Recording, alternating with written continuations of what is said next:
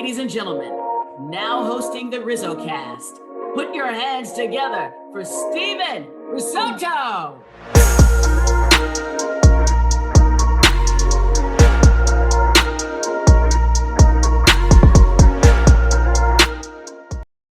What's going on, everybody, and welcome. My name is Steven Risotto. I cover the San Francisco Giants for SF Bay, and I am the host of RizzoCast, a podcast that features current and former big league players, coaches, fans, media, and others who are regarded as some of the greatest and brightest minds around the game of baseball. Today's guest is Bobby Evans, the longtime executive for the San Francisco Giants for nearly 25 years. After working in the minor leagues and in player personnel, Evans was promoted to general manager of the Giants in 2015 and served in the role until after the 2018 season. His tenure as GM was kind of complicated, but we had an excellent conversation touching on his journey to the big leagues, developing young players, analytics in baseball, the 3 championships in the city by the bay, maybe even some Bruce Bochy stories, how things ended with the Giants, what he's up to now, so much more. This is episode number 129. 150 is going to be a big one. I'm guaranteeing you that right now. Let's get started. All right, and we are back with Bobby Evans, and Bobby is nice enough to take some time and join the show. Bobby, how's it going? Welcome. Hey, thanks for having me. My pleasure. A lot to get into, and I know that there's a lot of Giants fans out there that are kind of wondering what you've been up to. I guess we could start there. I mean, I know that you were reassigned within the Giants organization a few years back. Are you still technically a Giant? What have you been up to, and how has life kind of been for you recently? No, my contract ended at the end of 19, so my reassignment was more of an opportunity for transition for me, just looking at other aspects of the game, other opportunities in the game, and ultimately landed running a company down in Los Altos. And it's kept me, just being able to stay in the Bay Area, be able to enjoy the Bay Area, enjoy my family, and allow our kids to stay in sort of the consistent schools and programs that they've been involved in. And at the same time, I keep my toes in the water in baseball in so many different ways. In terms of amateur and major league and minor league opportunities. So, currently serving as a special assistant to the president of the Future Star Series, Jeremy Booth. Very active in trying to establish baseball for the youth level in Cairo, Egypt, through an organization called Because Baseball.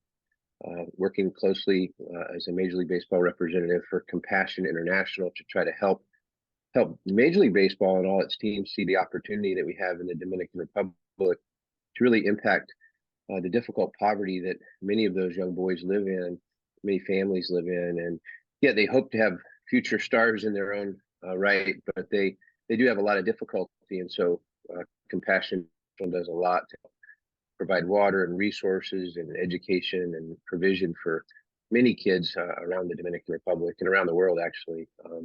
I stay involved with Positive Coaching Alliance, which is a great youth movement to help coaches at all levels be positive influences on kids. And so, amongst other things, but just love being involved in the game in different ways, and have interviewed for a number of opportunities in the game, but it's going to have to be the right situation for me to leave the Bay Area. So we'll see what happens in the future. Yeah, absolutely. It looks like you're involved in some really good causes. Let's get into your career a little bit. I know you're an East Coast guy, University of North Carolina at Chapel Hill. How did your career kind of get started in baseball, and when did it really take off? When did you realize that it was something that you wanted to do for a living? My dream was to play the game, and that was always my dream. And so when I went to college at North Carolina, my hope was to make the baseball team and play baseball, and then hopefully get drafted and play. But I quickly realized how good Division I ball players are, and I just didn't measure up, and I got cut during the tryout process, and I just didn't want to give up on my dream, and so I approached the coach, the assistant coach, and head coach about possibly being a student manager and at least being able to stay with the team in some capacity, shag flies, throw BP, maybe take occasional BP myself, just to see if I could keep myself fresh and being a student manager was great. It was an incredible opportunity. They had a very good team that year, ended up losing in the ACC championship, but just a really good team.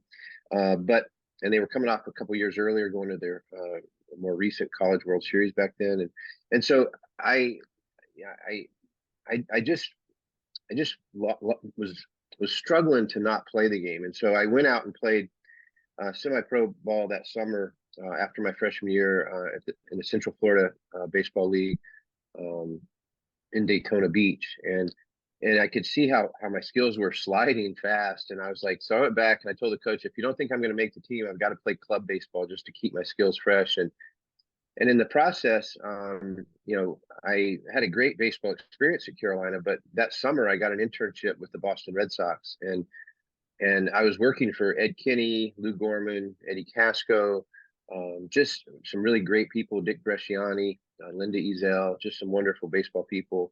Had a chance to meet Mrs. Jockey, and it was a great experience. And I came back to school, and many of my friends asked me, "Are you going to go into baseball?" And I had just always wanted to play the game, so it was an adjustment to think about working in the game instead of playing the game. But I had to admit that I learned a lot that I had never dreamed was even going on in the game, and so I did admit that I would potentially pursue it. And it wasn't until my senior year when I saw everybody in the business school coming to class wearing those nice suits and ties, and I was like, wait a minute, they're coming from interviews. That's probably not going to be what I want to do. So I began making phone calls that Christmas break, and with some of the suggestions of Lou Gorman, and finally found an opportunity in the commissioner's office that, although I might not get it, at least it was an opportunity for me to pursue.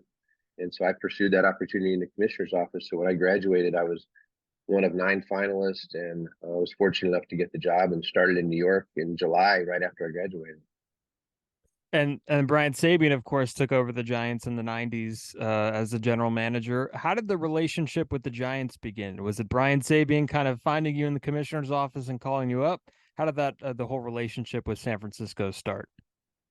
I feel like that Roy Krasick in the commissioner's office and Tony Siegel at the time with the Giants, talked about me and they, shared, the fact that I could be a good fit for what they were looking for. The ownership group had taken over to start the 1993 season. And so now the first year had ended. They had won 103 games or so and had not made the playoffs, but they were looking for additional staff. And so Tony Siegel and Brian Sabian interviewed me. At the time, Bob Quinn was the general manager, and they interviewed me at the winter meetings in Atlanta. And I could tell these were really exciting times for the Giants organization, not only coming off a great win and a great season, I should say, and the addition of Barry Bonds, to start the year prior. But this new organization, new ownership was really looking to take this franchise to new heights and build a new ballpark, of course, and all these things. And so I was very excited by the possibility. And probably a couple weeks later, I got a phone call from Tony and Brian, and they offered me the position. And it was a lot to take in, because I had to sublet my apartment in New York City, and in 2 weeks get to San Francisco. And after 4 or 5 weeks in San Francisco, I'd be heading to Scottsdale, Arizona for spring training. So it was a bit of a whirlwind, but it was a great start. And at that time, Brian was assistant general manager and overseeing player personnel, and Tony was overseeing, or as assistant GM and overseeing player development, and along with Jack Hyatt. And it was just a great entree to the organization. And unfortunately, by August that year, baseball had a strike, and so that kind of slowed things down a little bit. We had some turnover, but Brian was always just a barrel of energy, and always making sure we were doing the right thing for the organization. And it was really a great place for me to learn as a young man. Yeah, absolutely. And you mentioned that you spent a lot of time in the minor leagues and, overseeing minor league operations or being a part of minor league operations for, quite a bit of years. So when you have that title not specified to one particular level, and I guess the general manager of a big league team has to kind of go through this too, is it challenging to keep up with, all the games that are going on in the organization, rookie ball, single A, double A, AAA, the big leagues. I mean, it seems like a lot to analyze. Is that more of like, passing that down to someone else and then someone else briefing you on all the minor league stuff? How is it keeping up with that many players in an organization? Because it seems like a lot of baseball watching. Well, as a young man, I mean, I was learning from Jack Hyatt, Dick Tidrow, Brian Sabian, Bob Quinn, all of Tony Siegel, all of these guys to help me understand how to navigate it. I had spent a little time in the Arizona Fall League, working with Dusty Baker in the first year of the Fall League, and so I had understanding of the team side of things, and obviously my time with the Red Sox, but following an entire system, including players in the Dominican at that time, even players that we had in Venezuela. I mean, it's quite an ordeal, and basically in my role, just trying to create the best system and process so that not only I can keep up with it, but so that everybody can keep up with it, which took a lot of innovation on a lot of different people's part in terms of how we documented our games and how we recorded information, how we passed it along. A lot of information at that time was done through a voicemail system and fax machine, and so we had that of course had to evolve over time. So by the time I'm a general manager, which was really the last part of my career, but certainly not the bulk of my time with the Giants, it was really just a team effort to try to make sure we were leveraging every situation for every player. We looked at ourselves as stewards of these players' careers. It was our job to make sure they got opportunity. It was their job to make sure that they took advantage of those opportunities. It was our job to make sure that we provided the medical resources, the coaching resources, um, the analytic resources to make sure they had all the information, all the opportunity to get better and make the most of their career. But we all knew that every one of these guys has a very small window. I mean, one minute you're 22, the next minute you're 24, next minute you're 26, and people are starting to say it's too late. And so these windows are small, and so we tried to do everything we could, from instructional programs to roving coaches to former Hall of Famers to former major league players to current um, longtime coaches, just to help these guys get better. And we tracked everything every day. I mean, from what the lineup was to what position they were playing to whether it was a throwing error, a fielding error, or what their velocities were and what they were working on. And so it makes the major league team really a lot easier than the minor leagues because there's so much going on in the minor leagues. So your day, even as a general manager, often starts with what happened in the farm system the night before. Hmm. Yeah, and staying on that topic of the minor leagues, I think you bring up a good point. And I do want to mention player development a little bit more. And because the Giants went through a period where they were drafting and developing guys like ferociously, like Brian Wilson, Lincecum, Kane, Bumgarner, Posey, Crawford, Bell, later on Joe Panic, and the list kind of goes on. I'm probably leaving some names off. And then there was kind of a dry spell. And what's your philosophy on how development can thrive for so long, and then there's a dry spell? Is that related to talent? Is that related to personnel? Because it was kind of relatively the same staff that you had in San Francisco. What can be, I guess, the explanation for when an organization goes through kind of a dry spell of not developing talent? Because not to throw any organizations under the bus, but kind of the Angels are going through it right now with boatload of other teams, and it happens from time to time. So what would be the explanation for, having some success with talent and then, kind of going through a dry spell? Is it really a crapshoot? I don't think so. I mean, I think there's smart baseball people out there that are, finding ways to get an edge. And by after 3 World Series in 5 years, we're certainly not drafting, in the top 10. We're drafting much lower, and not only the first round, but every round after that, you're drafting at the end of the round. And so, there's also economic changes that occurred in the game that made it much more balanced in terms of competitive. You were no longer able to to take a Logan Webb and pay him a little bit more without undercutting somebody above. So there's the things were getting more equalized, I think, for a lot of teams. I don't know. I don't know that. I think that sometimes there's luck involved. Sometimes there's just opportunity. I think in some cases, we let some top round picks go in deference to signing a major league free agent. You make compromises. Sometimes it can come back and bite you. But we, as much as we go through a draft, you draft, now 20 rounds. We used to draft up to 40 rounds. I mean, you're not looking for, every one of those guys to be superstars. You're really hoping that you're going to get, 3 to 5 guys that really can impact your major league club in the years to come. And so when you get 3, you feel extremely pleased. If you get 5, you feel obviously even better. And sometimes it's hard to even get those. And I think that the process and system that we followed didn't have any radical changes. I think that people get older and travel can get harder. And I think that, sometimes you get maybe a little bit more dependent on one system over another, and you can miss on a guy. And, I think we see guys, pitched around at the high school level, maybe more. And, there's a lot of factors.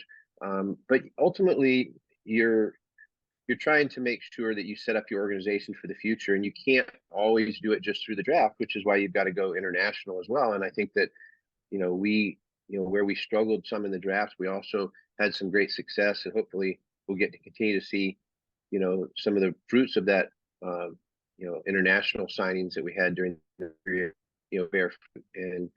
But I don't think you can expect an organization to have the success that we had, with a Kane, Lincecum, and Bumgardner, and Wilson, and even, Romo and others, without just really doing a lot of good things extremely well.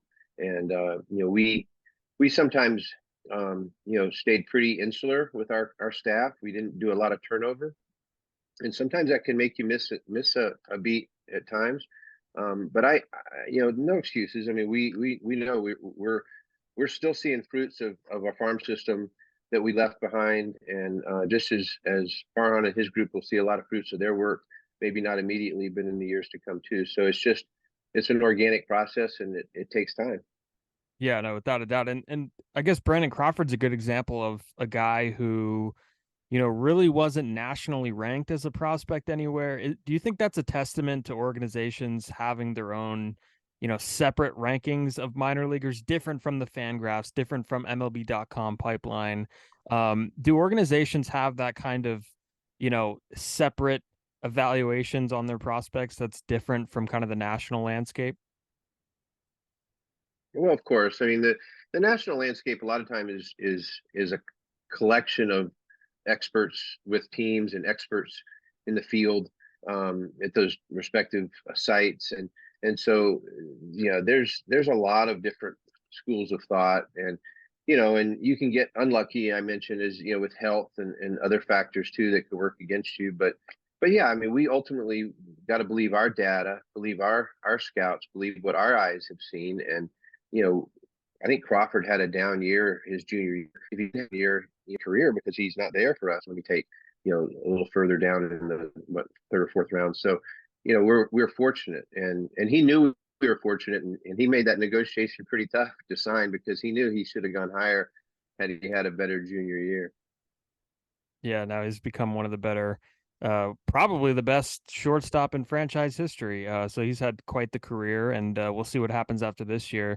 And what have you, because I'm sure you're still kind of tuned into the organization from time to time. What have you seen from some of the current youngsters that the Giants have, with Casey Schmidt, Blake Sable, the Rule 5 pick, Patrick Bailey, who's looking like he's going to win a Gold Glove, Matos? I mean, what have you seen from, and I know Matos a little bit. Luciano, of course, was your guy too, from the last regime. So what have you kind of seen from this current group of young players that the Giants have?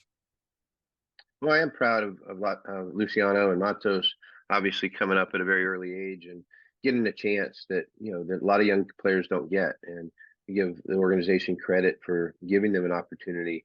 Where they know they have development time, but they gave them a chance to do some of that development in the big leagues. Doval, obviously, is a story from our farm system and international signings, but what a great job they've done with him in terms of making him arguably one of the best closers in the game. And so, but I look at Schmidt, and I'm just really impressed with his strength. I'm really impressed with his defense. I think there's a lot to work with there. He's he's approach at the plate is going to get tested with the pitchers that he's facing these days. I mean, they're gonna change eye level. They're gonna go in and out. They're gonna change speeds, and that's a big adjustment from what you see in the minor leagues. And so to be tested or to struggle is just part of development, part of the process. And I think that when you look at Bailey again, you have another player that's just excelling defensively and just is so much fun to watch. And you really, I mean, as a kid, I played catcher, and all I wanted to do, as much as I wanted my team to win, I just wanted somebody on first base all the time so I could try to throw them out. And if I'm watching a Giants game now, I don't mind a runner getting on first because I just can't wait to see them try to take on Bailey. And he's done enough with the bat to continue to help drive in runs and put the ball in play and stay competitive from both sides of the plate, which is, I think, incredibly impressive. And there's more to come. I mean, I think there's a lot we can look forward to. Hopefully with Kyle Harrison in the wings, and I think the success that they've had this year takes a village. I mean, everybody's got to do the right thing, the next right thing all the time to stay competitive. But I love seeing the farm system contribute, and I think it's an important part of every organization. I think that it's what gives fans hope. It's what fans look for. I think that's one of the reasons that the Giants were so beloved, not only winning in 10, 12, and 14, but also how much the farm system contributed to that success and how those became players that they could follow and root for. And there wasn't just one guy they rooted for. There was a ton of guys they rooted for. And I remember the final out in Game 7 of the 2014 World Series having an originally drafted or signed player at every position for that final out. In 2014, it's a lot of fun, and a little credit to our scouts, our player development people. Yeah, I hadn't even realized that. That's a good point. And the 3 championships in 5 years, just going back to that, the way those teams kind of transcended the city with the character and the resilience. And I'm going to take a wild guess and assume that stretch was the highlight of Bobby Evans's executive career. How special were those teams? I mean, I loved all of our guys all these years, but when they have that kind of success, it's hard to not have them hold a special place in your heart and career. And I think those are tremendous memories of not just what's going on the field, but also our team in the front office and how Brian led us and the ownership supported us, and it's forever a great experience and memory for us. And we just want to see more, and hopefully there's more to come. Yeah, and one noticeable thing with those teams were, the front office's ability to bring in what seemed like genuine people who could fit in the clubhouse while also being, an effective big league contributor. And when you're looking at targets and free agency and trade, how much due diligence is zeroed in on that side of a player where, this guy's maybe not going to cause disruptions. He's going to fit well in our clubhouse, and he's also going to be an above average player. How much due diligence is done on kind of the makeup and I guess off the field stuff? I mean, it's a priority. I mean, we don't want to bring anyone in that's going to be disruptive. We're not trying to have everybody be alike either.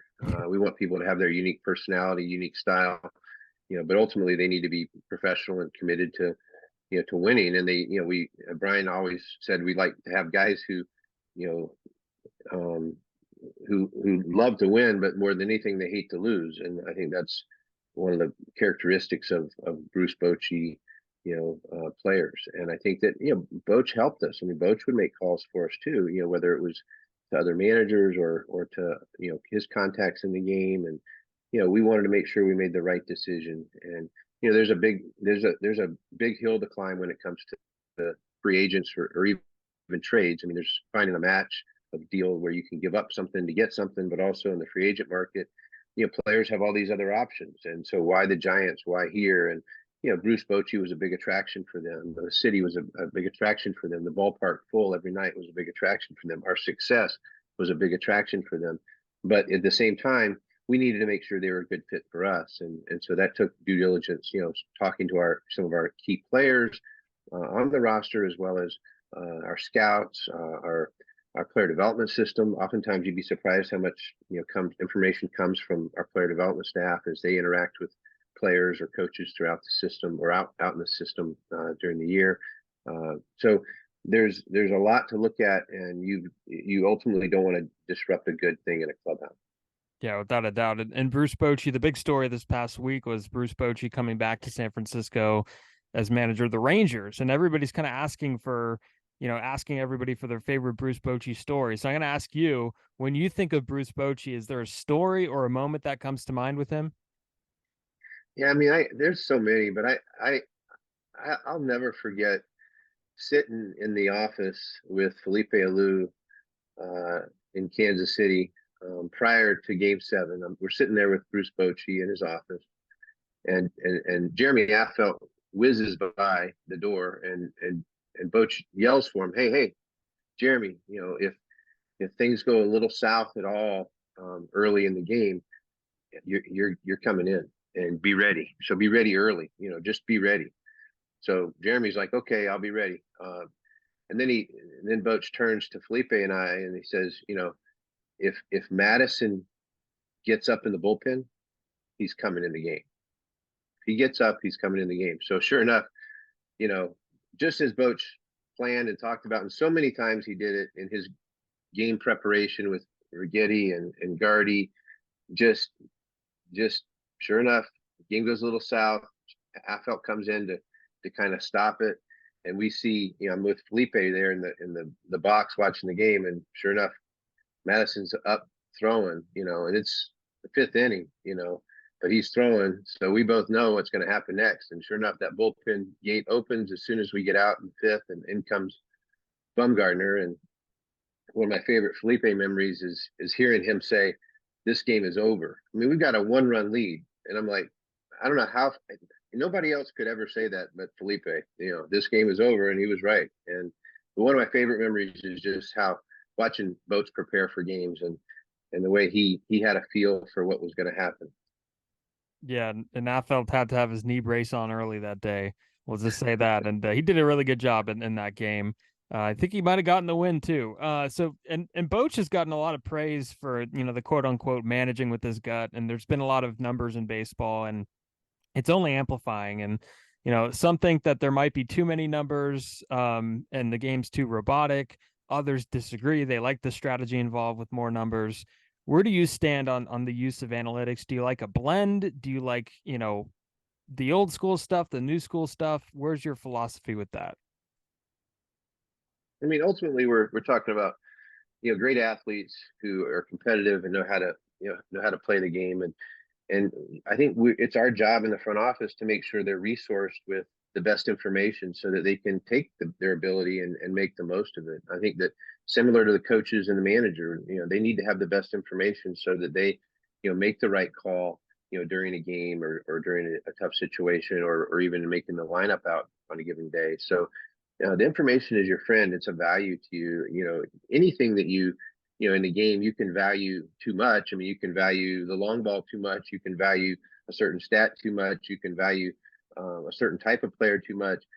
The game is not that easy, and so you have to have some go with the flow, if you will, on what's happening at any given time during the game. And I think you as a general manager need to have a man in the dugout that you trust to run it. And I think when you try to run it from upstairs, there's too much disconnect. I think it's not healthy for a clubhouse. I don't think it's healthy for the manager. I don't think it's healthy for the front office or the results. I think it's a team approach. It's collaborative, but when the game starts, you got to let your manager run it with the best information and the best process he has.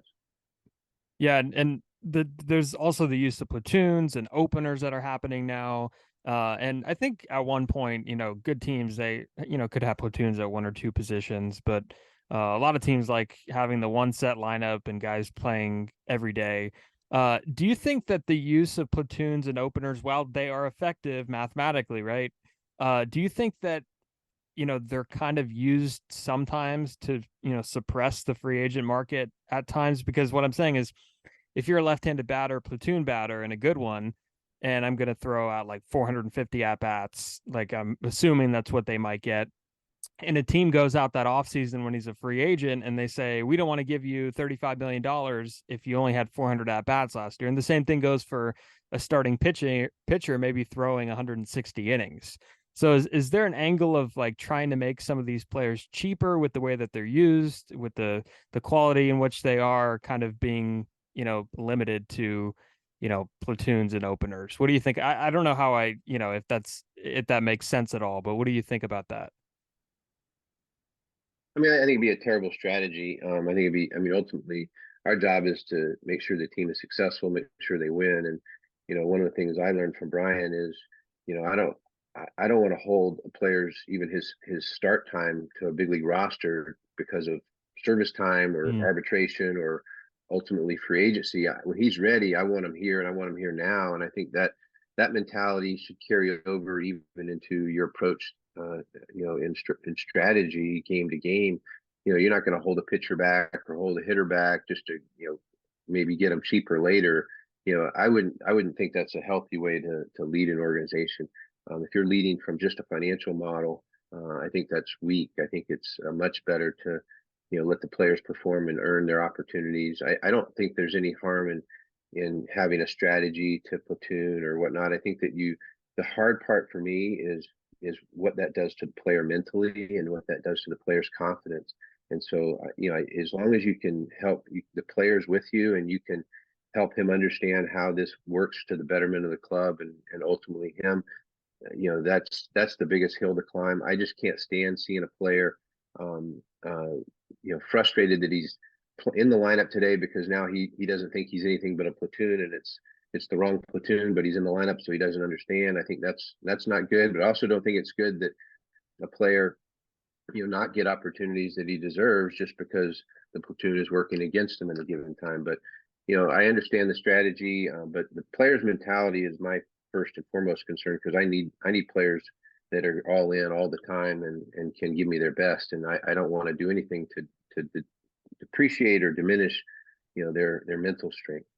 yeah, without a doubt. And you mentioned this a few minutes ago, but how much truth is there to the theory that it's difficult to get free agent position players to want to play at Oracle Park because of the ballpark?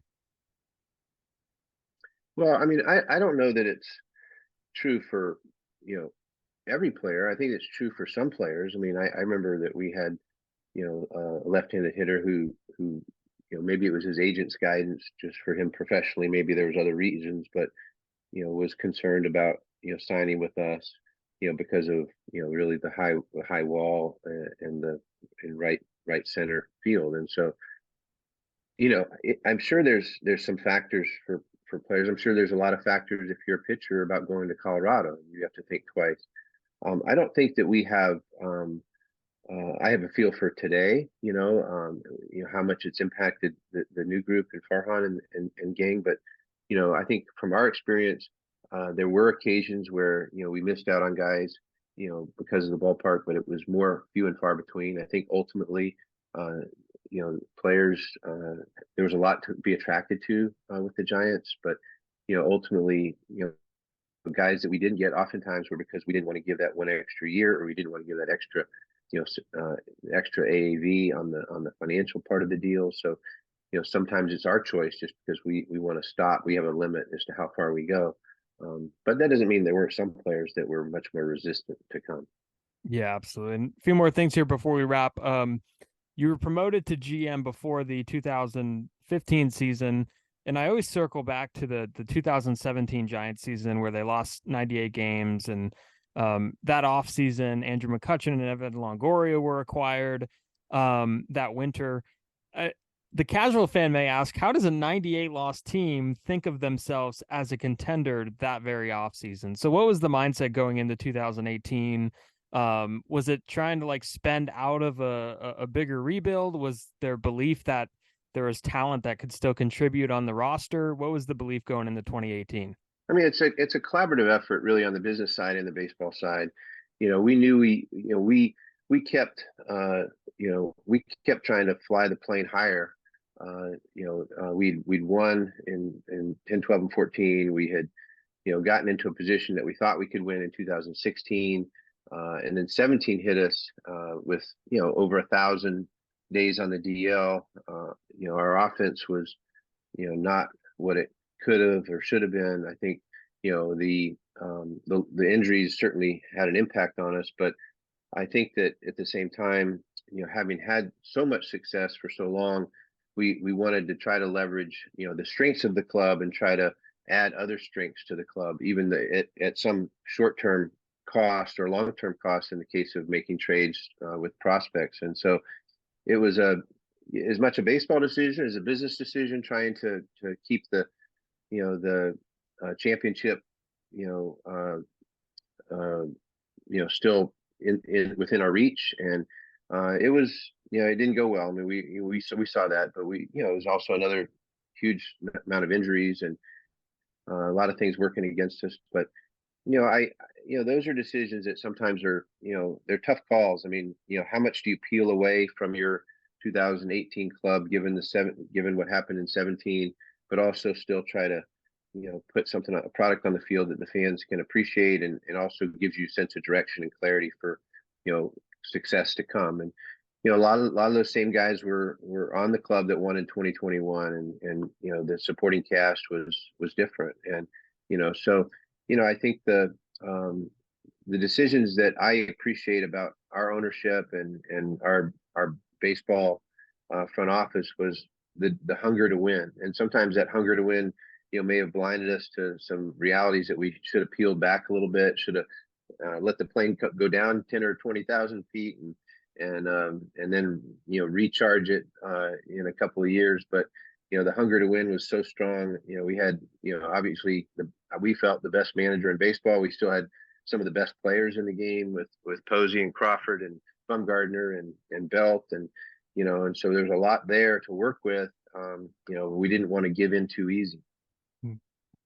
And when the Giants had kind of expressed their desire to kind of go in a different direction with baseball operations, were you expecting it? Did you understand the decision? Did you have a hard time with the decision? What was kind of going through your mind when that decision was made?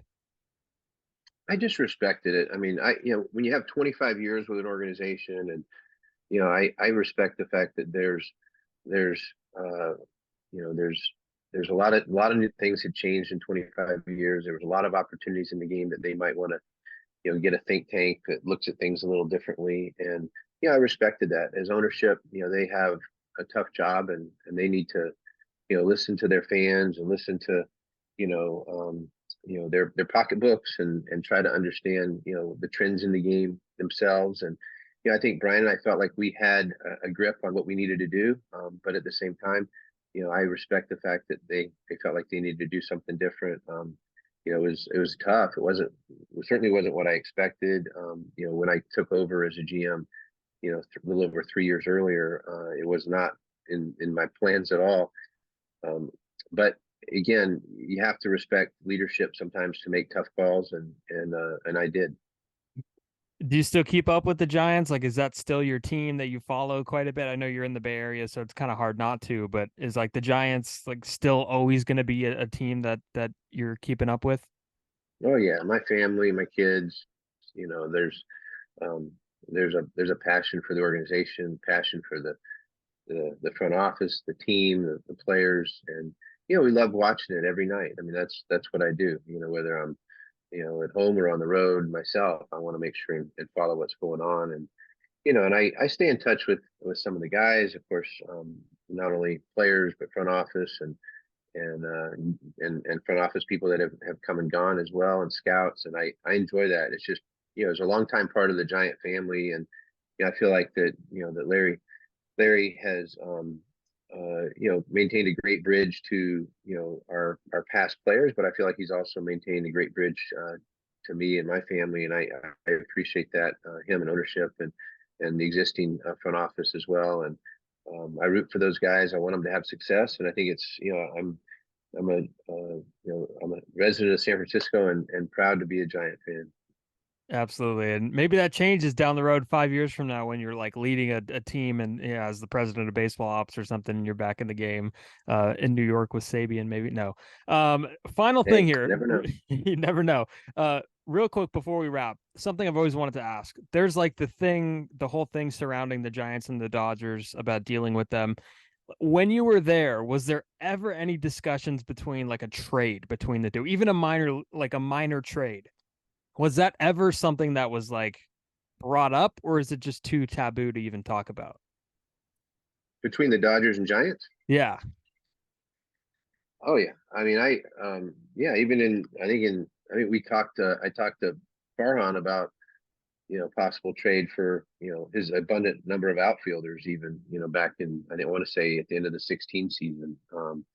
And Yeah, so it's, I'm sure Brian had conversations, Bob Quinn, with Fred Clare back in the day, and and maybe even some with Ned Colletti during his tenure there. I mean, Danny Evans at one point as the GM there in LA. So yeah, I mean, it's you kick the tires. I mean, even the Padres. I mean, D-backs. I mean, we had trade talks, with our teams in our own division, but we also understand that any kind of deal like that is going to have to be abundantly clear to them that this is a good move for them, as much as if they can trade this player out of the division, they don't have to face them.